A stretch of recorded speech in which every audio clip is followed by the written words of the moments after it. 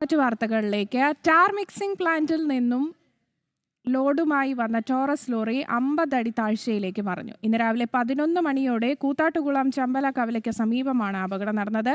Driver സാരമായ പരിക്കുകളോടെ രക്ഷപ്പെട്ടു. സമീപത്ത് പ്രവർത്തിക്കുന്ന ടാർ മിക്സിംഗ് പ്ലാന്റിൽ നിന്നും ലോഡുമായി വന്ന ടോറസ് ലോറി റോഡിന്റെ സംരക്ഷണ ഭിത്തി തകർത്ത് 50 അടി താഴ്ചയിലേക്ക് മലക്കം മറിയുകയായിരുന്നു. ടോറസ് ലോറിയിലുണ്ടായിരുന്ന മിക്സിംഗ് സമീപത്തെ പറമ്പിലേക്ക് വീണു. വീതി കുറഞ്ഞ ഈ റോഡിലൂടെ ദിനംപ്രതി 30ഓളം ടോറസ് ലോറികളാണ് സർവീസ് നടത്തുന്നത്. 10 അടി മാത്രം വീതിയുള്ള റോഡിലൂടെ കൂറ്റൻ ടിപ്പർ ലോറികൾ സർവീസ് നടത്തുന്നതിനെതിരെ നാട്ടുകാർ രംഗത്തെത്തിയിരുന്നു. നിരവധി തവണ പരാതിയും മറ്റും നൽകിയെങ്കിലും അധികൃതർ കൈയൊഴിഞ്ഞു. ടാർ മിക്സിംഗ് പ്ലാന്റിനെതിരെ 120 ദിവസത്തോളം നാട്ടുകാർ പന്തൽ കെട്ടി സമരം നടത്തിയിരുന്നു.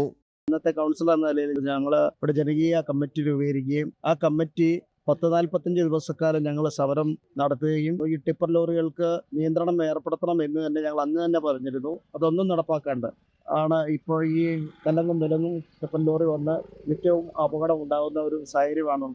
ടോറസ് ലോറി പറഞ്ഞ് സംരക്ഷണ ഭിത്തി തകർന്നതോടെ ജല അതോറിറ്റിയുടെ കുടിവെള്ള വിതരണ പൈപ്പും പമ്പിംഗ് ലൈനും പൂർണ്ണമായും തകർന്നു. കൂത്താട്ടുകുളം നഗരസഭാ ചെയർപേഴ്സൺ റെജി ജോണിന്റെ നേതൃത്വത്തിൽ കൗൺസിലർമാരായ PC ഭാസ്കരൻ, ലിസി ജോസ് എന്നിവർ സ്ഥലത്തെത്തി. ജനം, കൊച്ചി.